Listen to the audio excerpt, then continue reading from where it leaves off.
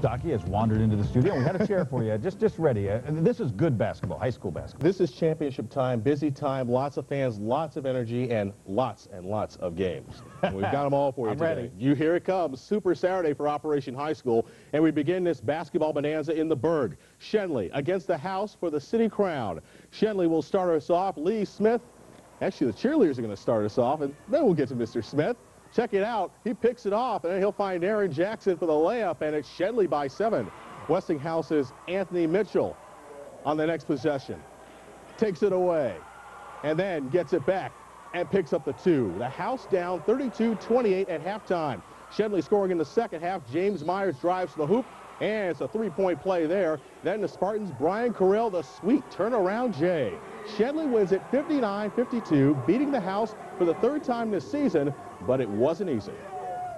You know, these games are hard to win. I've been here like 10 times, and I'll tell you what, Westinghouse gave us a real good ball game. We're really proud of both teams. Both teams did an excellent job. This city's so hard to win, so we're just going to keep trying, get them keep playing, and see what we can do again. But we'll worry about celebrating this one today, and we'll start on Monday for the stakes. Hey, I can't explain it, man. I can't explain it.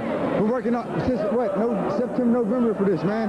This is, man. Hey, I love this. I wish I could explain the feeling to you.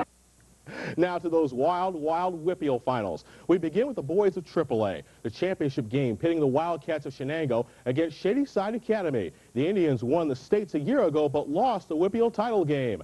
It was a packed house for this AA matchup. Check out the action. Alex Sauer for 3. Count it, and Shadyside up 17-13 early. James Graham then capping a key 18-0 Shenango run. The Wildcats, they are loving it, but the Indians would come back. Jarvis AC scoring on the layup and the foul. And then the hero, Graham again. Three-pointer. He would foul out, but Shenango pulls out the come-from-behind win over the defending state champions. Shenango finishes with 25 wins, just 1 loss, and a AA title, winning 57-49.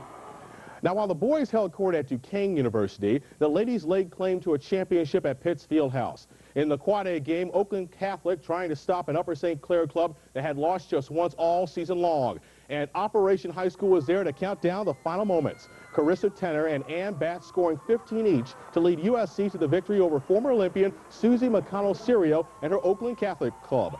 53-49 the final score. Now, despite losing their top 3 players from a year ago, the Panthers had enough firepower to win 27 of their final 28 games. Well, I'll tell you, 27-1. I mean, that's kind of a scary thought. You know, as I said, losing so many from last year. Is this the high point of your high school career? Oh, definitely. This is definitely the high point. I mean, nothing can top this. This is just incredible. Now, earlier, Geibel getting into the spirit of things. Their AA title game with Greensburg Central Catholic. Geibel's Allison Watts in the lane with a jumper. The Lady Centurions of GCC would answer. Hillary Proque going all the way for 2 and the foul. But those Geibel Gators would steal this one. For the 3rd straight time, these two played for the title, and for a 3rd straight time, Geibel gets the championship, 57-54 the final score. Meantime, the scramble is on in AAA. Blackhawk and North Catholic fighting for a championship. Standing room only in Oakland for this one. The Trojanettes of North Catholic on the offense. It's Katie O'Donnell, no relation to Neil. She connects. At the other end, coming at you, Ann Huntington. The inside pass, and she will score. North Catholic at the other end, returning the favorite. Courtney Florahan, the pretty scoop shot. Very nice. But it is Blackhawk winning this AAA title game. A low-scoring affair, 38-35. Now, yesterday, 2 champions were crowned. Blackhawk winning yet another AAA title, 65-61 over Char Valley. Single A, Duquesne scored at the buzzer to beat Rochester. And in college hoops, the women of Pitt knock off the 4th seed at the Big East tournament, 52-49. Well, those Bucks grabbed their first win of this preseason, scoring 7 times in the 7th inning. The Pirates pounding on St. Louis today, 11-2. Denny Nagel got the win. Kevin Young, 4 for 4 at the plate. Back to the courts now, and the Penn State Nittany Lions are cruising to the top of the Big Ten standings, but now their thoughts are being focused on a high seeding in the upcoming NCAA tournament. The Lions facing those Minnesota Golden Gophers, where Jerry Dunn's run continue. Not if Bobby Jackson had anything to say about it. Check out the pretty jump shot. That's 2 for the Gophers. Penn State not known for making a lot of those acrobatic baskets, but Matt Gaudio doing his best Michael Jordan impersonation right here. Yeah, tell them MJ sent you. But the Knicks couldn't come through on the road today. Courtney James follows hard, gets the jam. The Knicks made a run late in the contest, but once again could not come back. Number 12, Penn State, stopped on the road, 65-60, the final score. And tonight we have some good news for Penguin fans. The team says good seats are still available for Wayne Gretzky's first visit to the Igloo as a member of the St. Louis Blues. The game is Tuesday, March 26th. And we have more good news for Penn's backers. The road trip is over, and they ended it with a win in Edmonton last night. Big night for two Penguins, not usually in the scoring column. Brad Lauer lit the lamp twice, and Chris Wells corralled himself a goal. So without Lemieux and Francis, the Penguins win 5-4. They're back on home ice Tuesday against Vancouver. And we've got lots more high school hoop for you coming up tonight at 11 p.m. All right, thanks, Andrew. Got to get right to some breaking news. We do have confirmation on our top story. Police raided a home in McKeesport earlier this afternoon, and we now know that Rico Carter, one of the suspects in the Homestead shooting, was taken into custody there. 17-year-old Danielle Settles was shot and killed in that incident. Carter was apparently at this home on Bailey Avenue. More on this story tonight at 11 o'clock.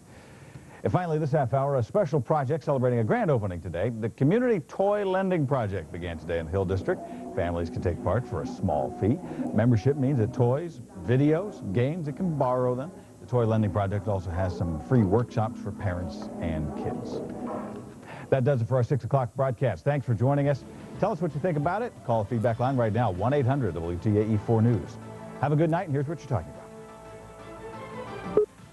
Craig from West Bethlehem, calling about the Neil O'Donnell story. I think it's wrong for him to just leave the Steelers like that.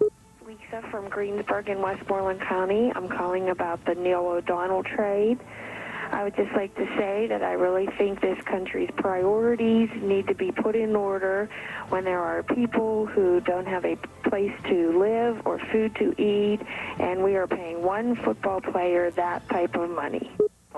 Channel 4 Action News, brought to you by Haas's Steak and Sea House, where Haas's is hospitality.